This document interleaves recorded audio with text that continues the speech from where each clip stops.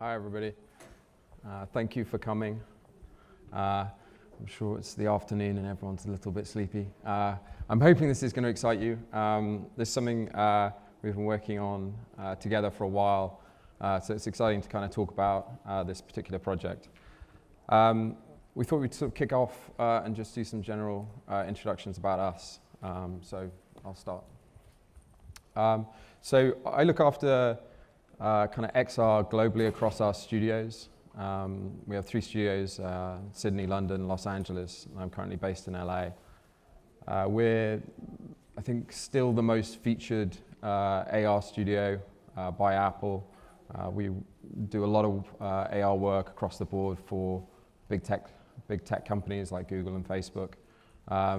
This year we had projects that you may have seen for people like Childish Gambino, Google, CERN, BBC, to name a few. And one of the areas we've been working on for the last sort of 12 to 15 months is to do with some sort of exciting technology that I'm going to talk about today. And as a kind of new person to LA, I knew nothing about what LA Live was, and then I was kind of blown away by that place. So I'll hand over some introductions by Bob, who can tell you all about that too. Yes, my name is Robert Thacker, and I work for AEG, the Anschutz Entertainment Group. We're the owner of sports properties and teams, not only in Los Angeles, but all over the world. So we own and operate the Staples Center, and LA Live is the entertainment district that surrounds the arena. We also own the LA Kings, Dignity Health Sports Park in Carson, California, and the LA Galaxy that play there. The O2 in London, the Coachella Music Festival, the Stagecoach Music Festival, etc. So live entertainment, sports, music is our business, as is real estate. Yeah, I mean, kind of everything. So what we want to talk to you about today is some emerging technologies that are going to begin to kind of change how venues can begin to kind of integrate experiences. So if we can move to the keynote, I can. There we go. So I'm thinking that a few of you have heard a few different terms that we'll talk about today. But generally speaking, the most interesting thing that's sort of going to begin to happen now, and certainly across the next sort of 3 to 5 years, is this idea of a replica copy of the real world. And for us, this presents a kind of really interesting opportunity. People have used the term kind of painting the world with data. We believe that you can paint the world with your imagination, and we're very interested in what this is going to do for live entertainment.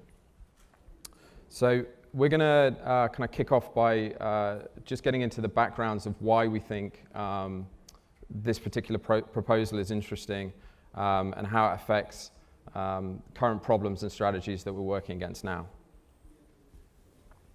So, in our world, there are, the way we look at the landscape, there's 3 groups of stakeholders that we need to look after and take care of. First and foremost, the fans, the people that buy tickets to see our shows, season ticket holders for the LA Kings, the Clippers, the Lakers.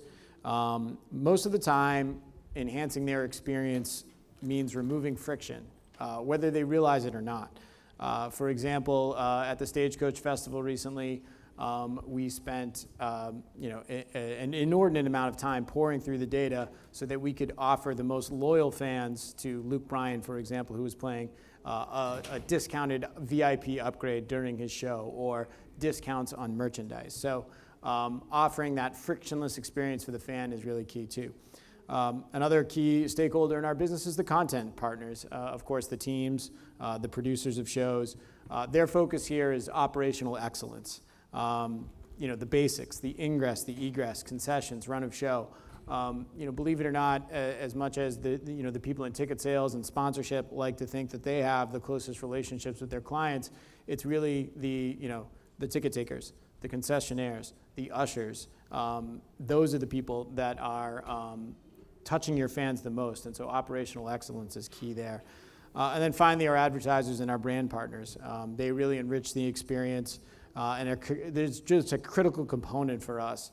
And so they're increasingly demanding accountability for performance at the same time as innovation.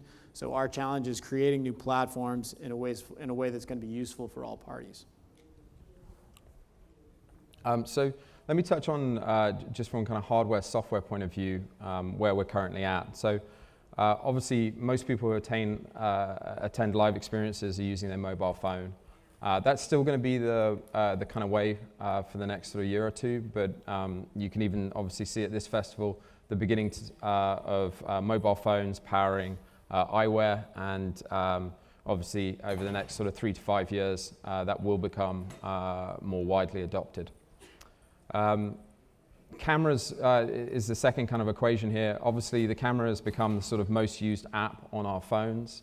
And the interfaces of the future are now being redesigned around the camera. The big kind of step change that is beginning to happen is obviously that the camera is beginning to understand the world. So from a sort of semantics way, we feel like the lenses are kind of gaining this level of intelligence. And that's going to be really important as we move forward, because we're looking to build personalized experiences that do understand what you're seeing. So that's the second big kind of change that's coming.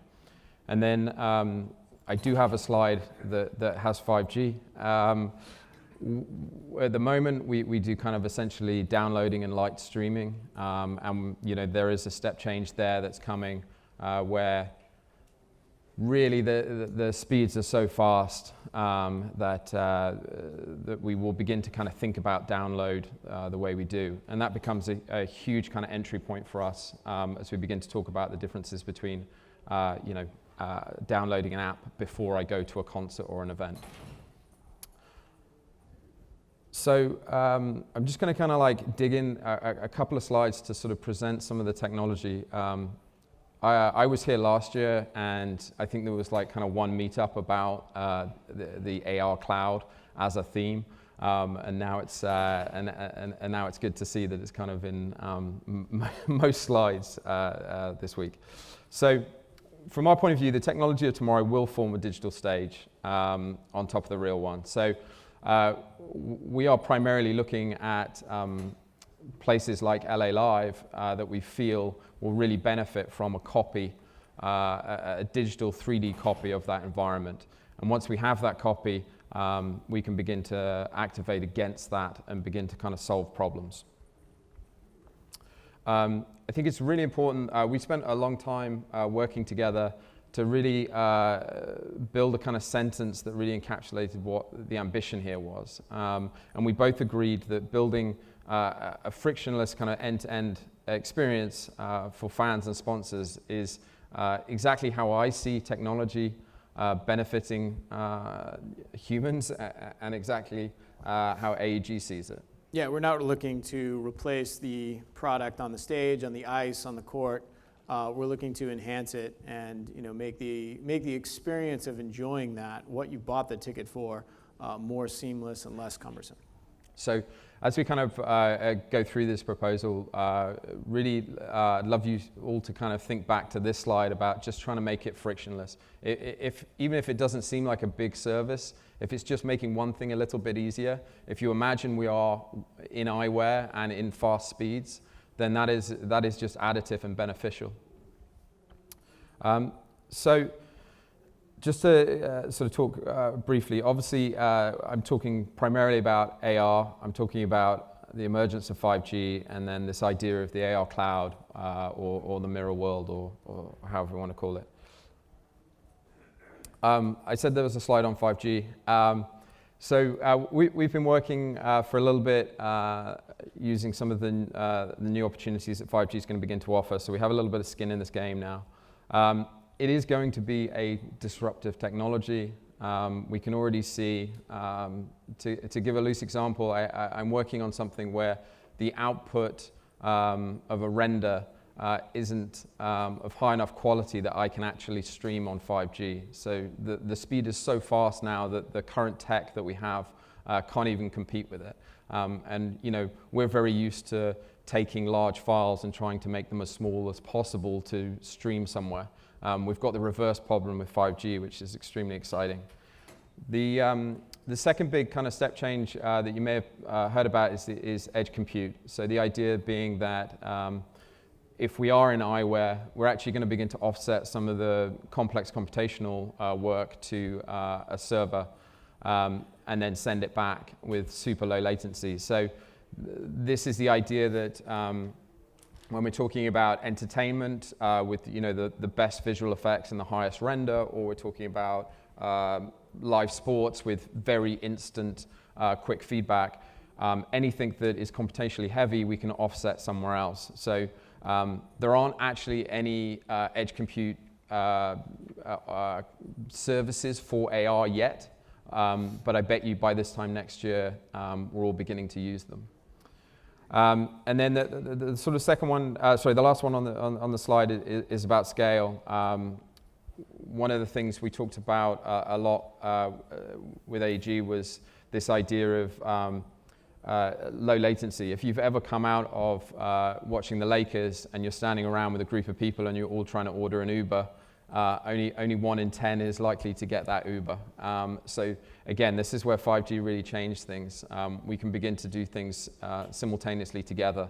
And there's conversations beginning to talk about how tens of thousands of people might be doing something together inside a stadium. This is exactly the technology that'll allow that to happen. So very briefly, just in case no one sort of heard this before, I just want to cover off the AR cloud. So this is the one-to-one digital copy of the real world. There are different people are doing this differently. Some people are hoping that I will give you an app on your phone that you love. For example, Minecraft Earth is coming out later this year. You'll be wandering around the planet, recording the world, and all that data can be contained in a map. What we're doing with AEG is specifically mapping our environments, keeping that as private data that we can then use to benefit the end user and sponsors at the stadium. So this hasn't been built yet, but obviously the major tech companies like Google and Facebook and Apple are all very much ahead on this and working very hard to build this replica copy. And shout out to OpenAR Cloud, who are working on trying to create a kind of shared map with all the right privacy policies that go with it. So this is a really big idea. It hasn't happened yet, but you're going to begin to see this sort of coming towards the end of the year. And for our purposes, we need that map in order to do everything that we're about to present. So I'm just going to do 2 more slides on kind of how you do this, because it's kind of brilliant but relatively simple at the same time. So I'm unable to show any of the sort of commercial examples that we're working with, but I'm just going to show you one of our ugly offices. So excuse this for being a bit ugly. So the first thing to do is obviously build the map, and you can pretty much use any camera to do this. There's lots of brilliant companies around that are doing this in 2D cameras, but essentially use a camera to create a 3D view of the world. So if I press play here, you should be able to see that once I've recorded that map, I can now move this map around in 3 dimensions inside an engine.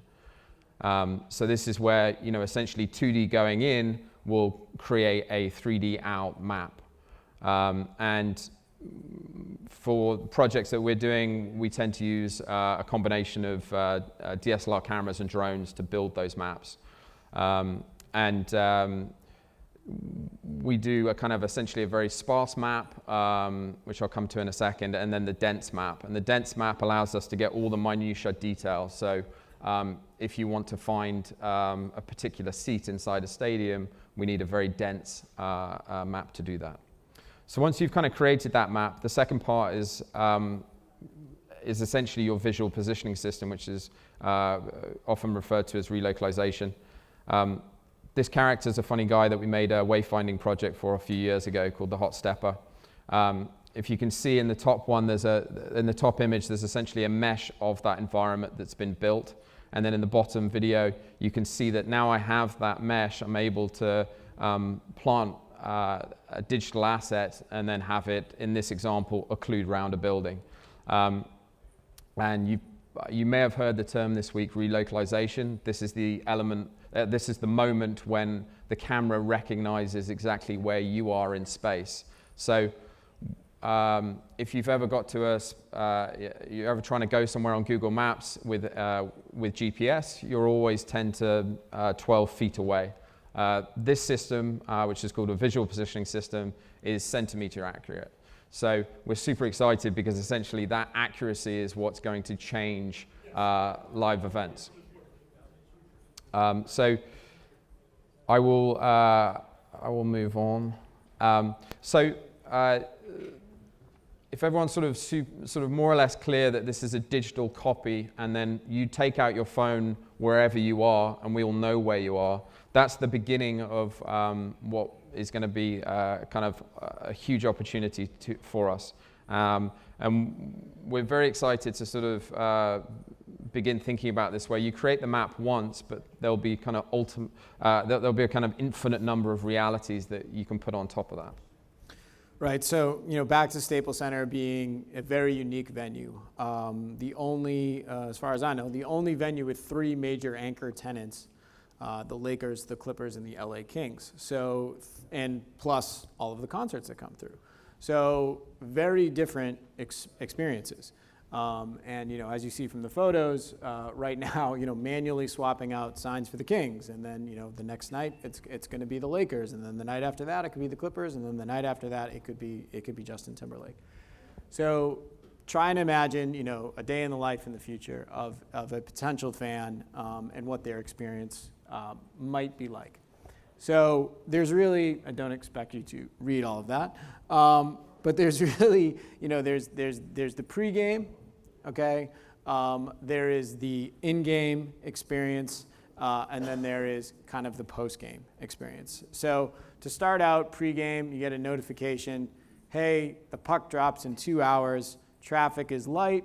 If you leave now, you can be there by the time the doors open, and we will offer you a drink special at one of our sponsor-branded restaurants inside the stadium.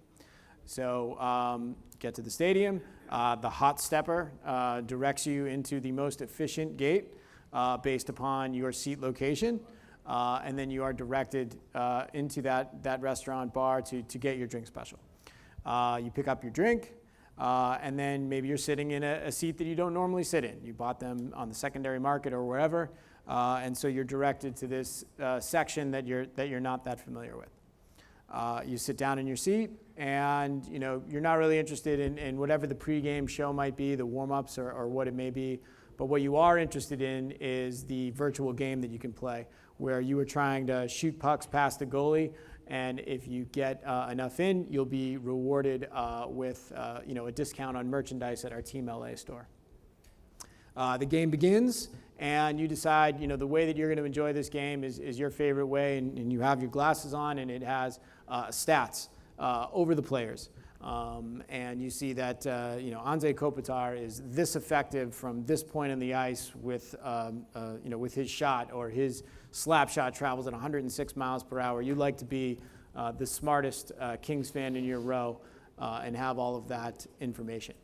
So post-game, you're directed to the Team LA store to pick up your discounted merchandise that you received as a result of playing so well in your virtual game on the way out. And then maybe if you had one too many of those drink specials, you're directed to an area to get an Uber home. So that's where we see, these are the potential possibilities, and we would have to do that for all different types of fans. It could be a very different experience the next night for the Lakers. When you're walking through the hallways of the premier level at the Staples Center, there's great photographs of all the great moments in Staples Center history, and maybe those come to life with Kobe Bryant and Shaquille O'Neal and Pau Gasol and all the the great Lakers that have won championships at the Staples Center. So it's one venue, but multiple realities for multiple people, and that's the experience. That's just one example of the experience we're looking to create for our fans. So as I kind of dig in, there's an interesting sort of starting point, which is like, what does this look like? What is the interface that we are talking about? Obviously, none of this has been designed, so it's kind of completely up in the air. how you might pick up an experience or put down an experience, where those experiences live. With this technology, everything can be connected at a centimeter accurate distance. So it may make sense to pick up tickets outside the venue, or it just may not. You may not need to do that. People may have already bought them before. So this idea of how this sort of design layout is going to work, it's kind of it's open territory, and we're all kind of having a kind of go at what it might look like. In some respects, back to the ticketing piece. Right now, I mean, that's where you see the tickets icon there. That's where Will Call is right now for the Staples Center. So, and obviously as a result, that creates a crush at all of those gates where people are trying to go in.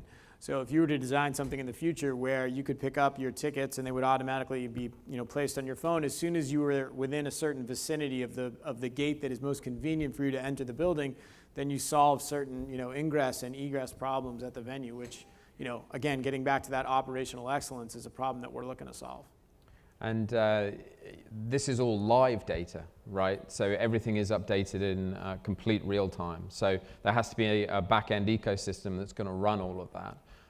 And that's a large quantity of data to be thinking about. And also, in certain examples, the venue might be creating the content that goes in there, but there's obviously an opportunity for the fans to create content that goes in there too. When Minecraft Earth comes out, it'll be the first example of persistent AR. That's the ability to obviously leave content wherever you want. So people will be leaving content outside your front door, and there's not a lot you can do about that. So the kind of rules and regs of that are going to begin to be defined. And certainly when we're talking about this project, we don't necessarily just want to put the content there for you. We'd also like people to contribute back to it. But we have to be smart about how they do that and obviously what they put there. So kind of running into a few of the kind of obviously services that we built here.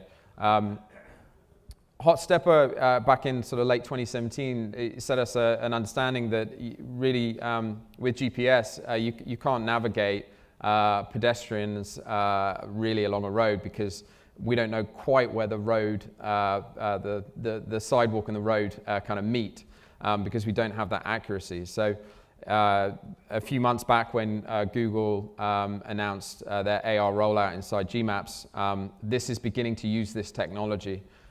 So that they have a pretty accurate map because of Street View and some other smart things that they did. So now their visual positioning system is beginning to allow you to direct you very accurately to where you're going.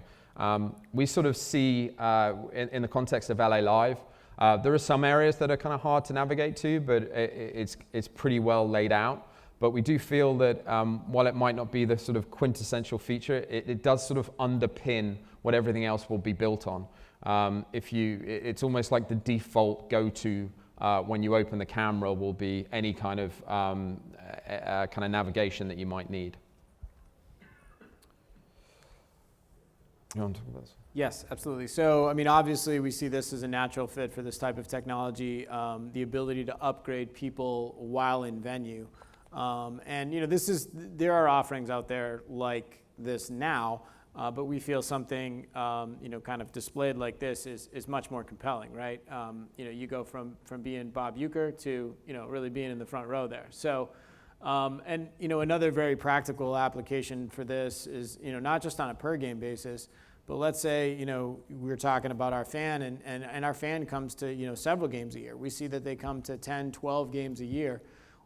Kings games or Laker games or whatever they may be, like we can let them know that seat A12, that's available on a season basis. Like, not only could you be there tonight, you could be there every night or, a portion of the nights, right?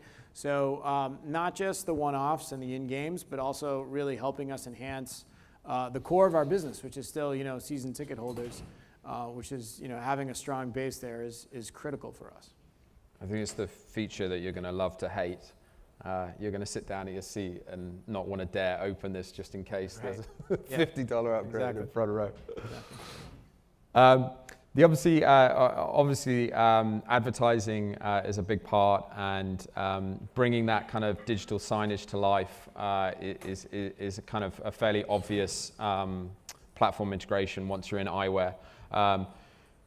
We've collectively talked about this a little bit in sort of two ways. One is that you ultimately want to bring existing advertising signage to life, and then the other is that there is an opportunity to bring areas that are hard to place signage to life. So if you're going to have all sorts of analytics and metrics about how people operate around a space, there's an opportunity to put digital signage in places that you couldn't previously put signage.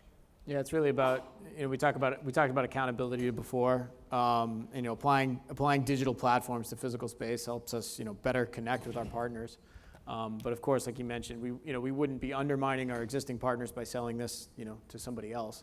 But it certainly allows us to put up, it creates new inventory opportunities. And just making clear the sort of geospatial opportunities. So back in 2017 with Hotstepo, we connected him up to OpenStreetMaps for hairdressers. So when he walks past any hairdresser in the world, his haircut changes. The point here is that with centimeter accuracy, we can obviously connect you to, we can connect an ad to a shop. So you can see something and then we can automatically direct you to that shop. So point of sale and connecting A to B really fluidly and effortlessly is going to be a big part of this technology. And then this is Google's visual search. This is sort of, you're going from out to in. This is the ability to obviously look at any kind of object, recognize it and understand what it is, and then look to buy it. And in the context of LA Live, this is going to be a really important kind of feature. Yeah, I mean, fan gear. Where'd you get that shirt? Point the phone at it, and you can either buy it in the Team LA store, hopefully, or maybe you can get it on Fanatics or whatever, and it's at your house 2 days later. So up until this point, we've only been talking about sort of outside the venue. There are some opportunities actually inside while you're watching the game. And just bringing back this idea that we're looking to kind of enhance that and not overlay it. You've paid a ticket to see an incredible event.